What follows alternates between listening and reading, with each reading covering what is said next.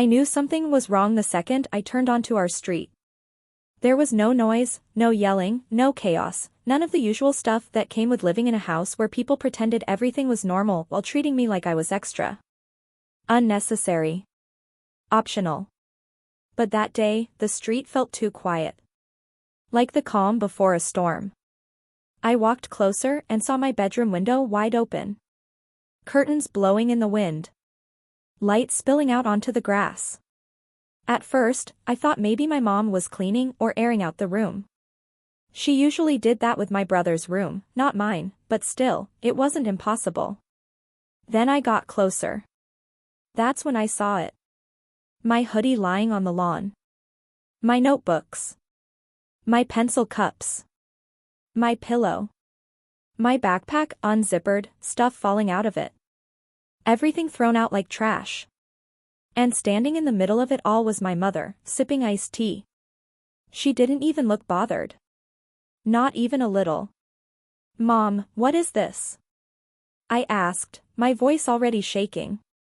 She didn't look up from the shirt she was folding, my shirt, the one I bought with my own money. "Oh, good. You're home. Grab your things before they get wet." I stared at her, confused. What? Why are they outside? What happened? She finally glanced at me, annoyed like I was interrupting her. "Because your brother needs your room," she said casually. "We told you this might happen." They never told me anything. Ever. I blinked, trying to make sense of it. "He needs my room." "Why?" "He's older now," she said, shrugging. "He wants more space. His sports equipment doesn't fit." His sports equipment. His trophies. His clothes. All had a place. But me? I didn't. "Mom, you can't just throw my things out." "I didn't throw them," she snapped.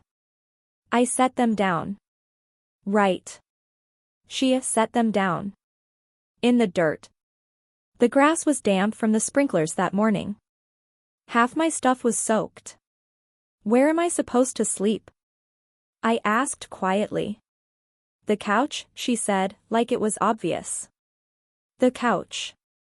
The same couch my brother's friends crashed on after football games. The couch that smelled like sweat and old popcorn. The couch everyone avoided unless they had no choice. I could feel my throat tightening. Why didn't anyone tell me? She rolled her eyes. "Don't be dramatic. You're hardly home. You're always working, anyway." I worked because I wanted my own money. Because I didn't want to depend on them. Because relying on them always came with strings attached. Before I could respond, my dad walked out of the house holding my desk lamp by the cord, like you'd hold a dead rat by its tail. He dropped it onto the grass. "There," he said, wiping his hands. "All done." He didn't even look at me. Just said it like we were rearranging furniture, not my life. "Dad," I said. "Why didn't you ask me first?" "You're almost 18, he said. "You'll move out eventually. Might as well start getting used to it." Used to what? Being pushed aside? Being invisible? My brother appeared behind him, leaning against the doorway. The golden child. The favorite. The walking, talking reminder that I would never be enough for them. He smirked when he saw the pile of my things on the lawn. "You didn't really need that room," he said. "My new gaming setup won't fit in mine." He said it like he won a prize. Like my bedroom was nothing more than a storage space they'd accidentally let me borrow for too long. I bent down and picked up my sketchbook, ruined. All the drawings inside smeared. Months of work destroyed by water and dirt. My brother laughed softly. "Oops." Mom didn't say a word. Dad didn't say a word. No remorse. No apology. I cleared my throat. "So, you're really doing this? Just like that?" "All families make adjustments," my dad said. "This isn't an adjustment," I whispered. "This is you telling me I don't matter." Mom threw her hands up. "Oh please. Not everything is about you. Your brother is older, and he needs space. You should be supportive. Supportive. Of losing my room. My privacy. My belongings. Supportive of being downgraded to the couch like a guest they didn't want. I stared at them, my own family, and realized something I'd been ignoring for years. They didn't see me as part of the family. I was just there. Background noise. The extra kid. The one who didn't shine bright enough for them to notice. I swallowed the lump in my throat and picked up what I could carry. A few clothes, my phone charger, my ruined sketchbook, and the backpack that would never zip the same again. And with every item I lifted, it became clearer. This wasn't my home anymore. Maybe it never was. Mom watched me with a disinterested expression.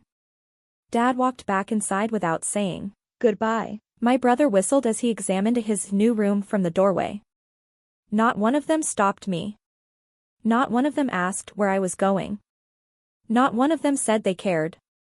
Standing on that lawn, I finally understood something. The day they took my room was the day I took back my life. And that was the moment everything started to change. I wish I could say that leaving that house felt like freedom. But the truth is, it felt like walking out of a burning building while still smelling like smoke. I didn't slam the door behind me. I didn't scream. I didn't even look back at the window where my mother used to stand and pretend she didn't hear me cry.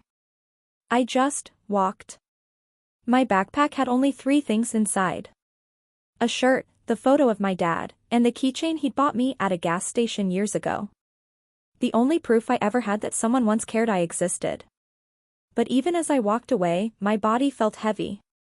Because you don't leave a house like that. You escape it, piece by piece. I remember the silence more than the noise. People think abusive homes are loud. Mine was silent. Dead silent. The kind where every footstep sounds like a mistake. Where even opening a cabinet feels like a crime. Where you learn to make yourself smaller, quieter, less noticeable. Because being noticed always had consequences. My stepmother never raised her voice. She didn't need to. Her words did the damage for her. Don't touch that. Don't sit there. You don't need dinner today. This house isn't yours. And my father. He'd look at me the way someone looks at a rainstorm, like it was just an inconvenience he had to tolerate. I used to pray he'd ask me if I was okay. He never did. The day I knew I had to leave. It wasn't one moment. It was hundreds of little ones. But the last straw was the way she stood in the doorway of my room, the room that she later emptied like I'd never existed. She looked at me the way you'd look at an unwanted pet. You don't belong here, she said. Your father has his own life now. Stop trying to be part of it. The way she said it. Soft, calm, confident. That was the moment something in me cracked. Not because she said it. But because. For the first time. I believed her. I realized that if I stayed, I'd disappear, just like my room did later. So I packed quietly. I waited until my father's car pulled away. I put on the shoes I'd been saving for months, hand-me-downs from a neighbor who was kinder to me than my own family. And I stepped out of that house. The world outside felt too big, and somehow too good. The air smelled different outside that gate. Cleaner. Warmer. I didn't know where I was going, just away. Every step felt like learning to breathe again. I kept expecting someone to shout my name, to drag me back inside, to tell me I didn't have permission to leave. No one came. They didn't even notice. And that hurt more than anything. Because when a house never loved you, the world feels too quiet when you finally walk out of it. But I didn't leave nothing behind. I left behind the version of me who begged for approval. The girl who waited for someone to choose her. The child who thought she deserved the scraps of affection. I didn't know it yet. But leaving that house was the first step toward building a life where someone would finally fight for me. But before that life happened, I had to survive the part where I had no place to sleep that night. And no one to call. Not even my father.